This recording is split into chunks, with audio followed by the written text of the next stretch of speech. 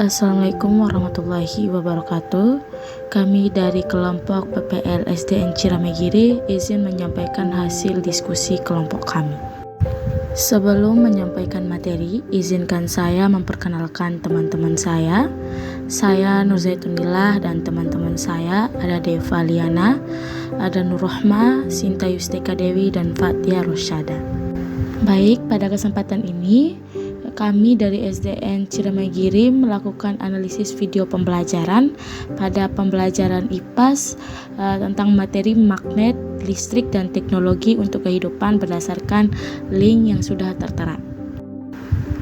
Berdasarkan hasil analisis video yang telah kelompok kami lakukan, didapatkan bahwa teknologi yang digunakan dalam pembelajaran adalah teknologi digital dalam bentuk audio visual dan menggunakan platform YouTube. Selain itu, di video tersebut menggunakan media konkret sebagai media pembelajaran.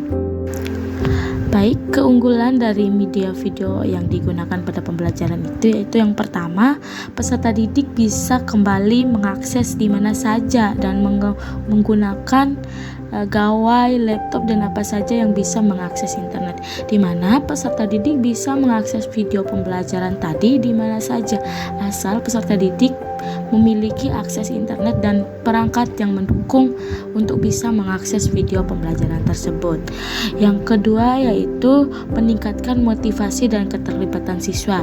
Dari video pembelajaran yang ditayangkan bisa meningkatkan motivasi dan keterlibatan siswa dalam belajar. Yang ketiga yaitu menyediakan akses belajar mandiri, di mana dari video tersebut siswa bisa mengakses di mana saja dan siswa bisa memiliki motivasi dan minat untuk belajar secara mandiri di mana saja. Yang keempat yaitu menyederhanakan penjelasan konsep. Yang kelima yaitu meningkatkan daya ingat peserta didik.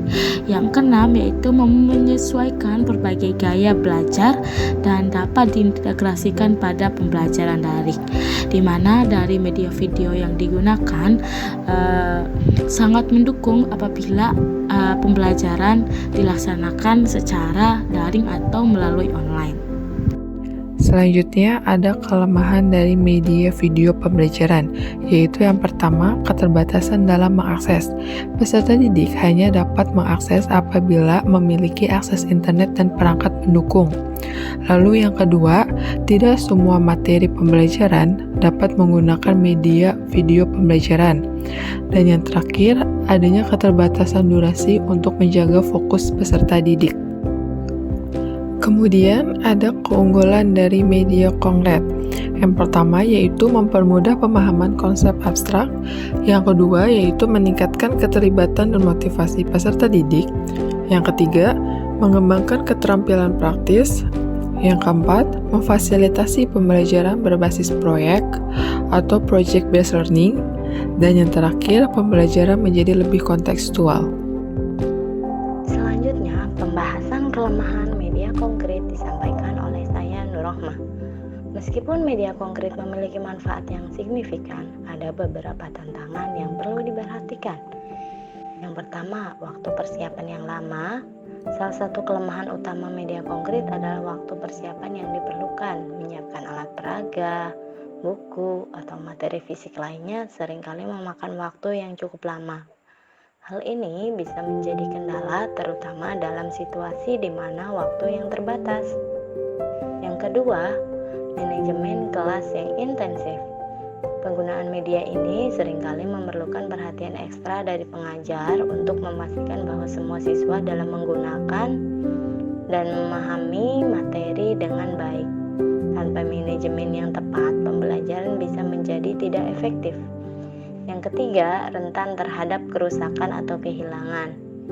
Alat peraga fisik dapat rusak seiring waktu atau hilang jika tidak dikelola dengan baik. Yang keempat, kesulitan menyesuaikan dengan pembelajaran daring. Dalam era digital, media konkret mengalami kesulitan untuk beradaptasi dengan pembelajaran daring karena tidak dapat dengan mudah diakses atau digunakan. Yang kelima, tidak efisien untuk jumlah siswa yang banyak. Menyediakan materi fisik untuk setiap siswa bisa sangat membebani dan memerlukan sumber daya yang lebih banyak dibandingkan dengan media digital yang lebih mudah dibagikan. Meskipun media konkret memiliki banyak manfaat, penting untuk menyadari kelemahannya agar pendidik dapat merencanakan strategi yang lebih baik untuk mengoptimalkan proses pembelajaran.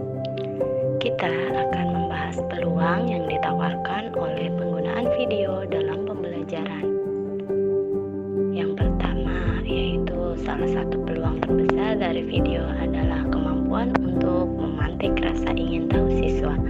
Ketika siswa menonton video, mereka seringkali terinspirasi untuk bertanya. Pertanyaan-pertanyaan ini dapat membuka dialog yang konstruktif dan membantu mendalami topik yang sedang dipelajari. Yang kedua, keadaan dan kondisi kelas yang mendukung juga bisa menjadi peluang untuk diskusi dan tanya jawab. Penggunaan video juga memperkaya pengalaman pembelajaran daring dan hybrid. Dalam konteks ini, video dapat membantu menjembatani keterbatasan interaksi tatap muka, memberikan pengalaman yang lebih mendalam dan menarik bagi siswa yang belajar dari rumah atau di kelas. Yang keempat, video memungkinkan integrasi konten multimedia yang menarik.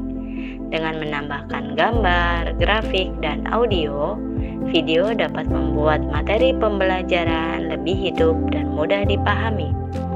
Yang kelima, video juga menawarkan peluang untuk pembelajaran berbasis cerita. Dengan menyajikan informasi dalam bentuk narasi, siswa dapat lebih mudah terhubung dengan materi. Yang keenam dan yang terakhir yaitu penggunaan video dalam pembelajaran juga mengajarkan keterampilan digital kepada siswa. Siswa belajar cara mengakses, menganalisis, dan mengevaluasi informasi dari berbagai sumber. Keterampilan ini sangat penting di era digital saat ini. Penggunaan video dalam pembelajaran membuka berbagai peluang yang dapat meningkatkan keterlibatan dan pemahaman siswa. Dengan memanfaatkan video secara efektif, guru dapat menciptakan lingkungan belajar yang lebih interaktif dan menarik. Terima kasih. Selanjutnya saya akan menjelaskan tantangan penggunaan video di dalam kelas. Yang pertama, fasilitas pendukung tidak tersedia. Tanpa proyektor, laptop, atau sistem audio, video tidak dapat ditampilkan dengan baik. Yang kedua, dan ini menghambat proses pembelajaran. Yang kedua, distraksi dari konten lain. Siswa mungkin tergoda untuk membuka aplikasi lain saat menonton video, mengalihkan perhatian dari materi yang diajarkan. Yang ketiga, kesenjangan akses teknologi. Tidak semua siswa memiliki perangkat atau koneksi internet yang memadai, menyebabkan ketidaksetaraan dalam akses pembelajaran. Yang keempat, ketergantungan pada gaya belajar visual. Penggunaan video mungkin kurang efektif bagi siswa yang lebih suka metode belajar lain, sehingga mengurangi inklusivitas pembelajaran. Peluang penggunaan media konkret dalam pembelajaran memperkaya pembelajaran di bidang STEM. Media konkret seperti model fisik membantu siswa memahami konsep ilmiah dan matematis dengan lebih baik, menunjang pembelajaran berbasis pengalaman. Siswa belajar melalui pengalaman langsung, menghubungkan teori dengan praktek secara efektif. Pendekatan pembelajaran dengan konteks lokal, menggunakan media yang relevan dengan lingkungan sekitar membuat pembelajaran lebih relevan. Selanjutnya, mengembangkan keterampilan motorik dan psikomotorik. Aktivitas fisik dalam proyek meningkatkan keterampilan motorik halus dan kasar siswa. Lalu dapat meningkatkan bahan daur ulang. Penggunaan bahan daur ulang mendorong kreativitas dan kesadaran akan keberlanjutan. Yang terakhir, mendukung pengembangan keterampilan sosial. Proyek kelompok membantu siswa mengembangkan keterampilan komunikasi, negosiasi, dan empati. Baik, saya Sinta Yustika Dewi akan akan melanjutkan pemaparan mengenai tantangan dalam penggunaan media konkret yang harus dihadapi oleh guru, yaitu yang pertama penyalahgunaan atau penyimpangan, di mana guru seringkali mengalami kekeliruan dalam penggunaan media konkret pada materi yang bersifat abstrak. Padahal materi yang bersifat abstrak ini sulit divisualisasikan dengan media konkret. Guru juga seringkali mengalami ketergantungan dalam menggunakan media konkret. Hal ini dapat menyebabkan siswa sulit beradaptasi dengan situasi pembelajaran yang tidak menggunakan benda konkret. Hal ini juga dapat menyebabkan menurunnya minat belajar siswa. Keterbatasan ruang dan waktu seringkali dialami oleh guru dalam membuat maupun memodifikasi media konkret. Beberapa media konkret memiliki resiko keamanan maupun kerusakan, khususnya pada media yang melibatkan benda tajam maupun bahan kimia. Guru juga perlu menyiapkan dana ataupun biaya dalam membuat media ataupun memodifikasi media konkret yang akan digunakan dalam kegiatan pembelajaran. Berdasarkan paparan yang diberikan, dapat disimpulkan bahwa penggunaan teknologi dalam pembelajaran, khususnya video, pembelajaran, dan media konkret, memiliki kelebihan serta kelemahan. Penggunaan video pembelajaran dan media konkret memiliki potensi yang besar untuk meningkatkan efektivitas dan efisiensi proses belajar mengajar. Penggunaan teknologi dalam pembelajaran menawarkan banyak manfaat, namun perlu dipertimbangkan tantangan yang akan dihadapinya. Untuk memaksimalkan potensi teknologi diperlukan perencanaan yang matang, pemanfaatan yang tepat, serta dukungan infrastruktur yang memadai. Demikian presentasi dari kelompok SD Negeri Ciremagiri. Bagi teman-teman yang ingin menanggapi baik berupa pertanyaan, kritik maupun saran, silahkan tuliskan dalam kolom komentar. Terima kasih.